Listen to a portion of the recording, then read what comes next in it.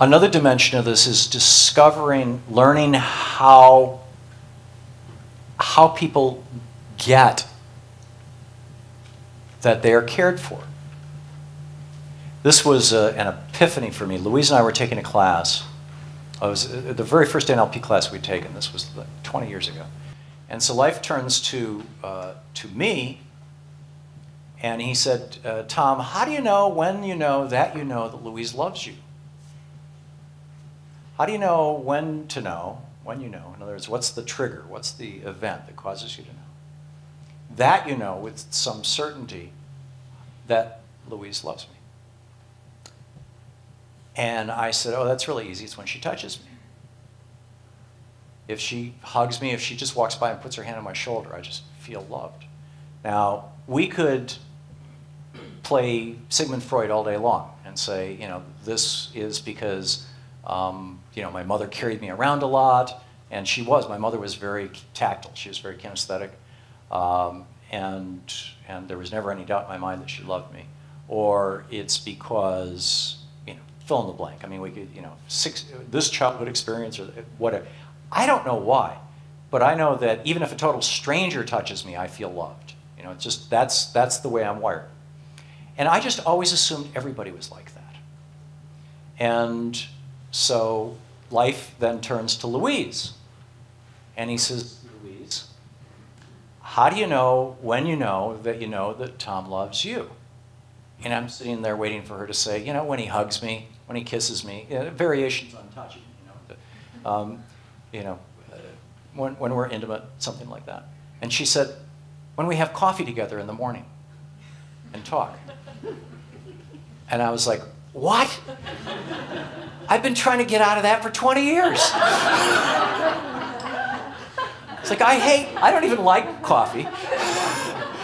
And the idea of sitting in the morning and chatting, I mean, the morning is the time when I'm fresh, I'm creative. I want to, if I'm working on a project or writing a book, I want to be in front of my word processor. I don't want to be sitting there wasting time having coffee. And I couldn't figure out why ever since we were married, Louise is like, aren't we going to have coffee together this morning?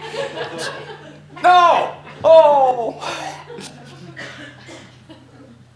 And again, we could play Sigmund Freud. I mean, Louise's family, her father was the assistant prosecuting attorney for the state of Michigan, and spent a lot of time away and spent a lot of time at work.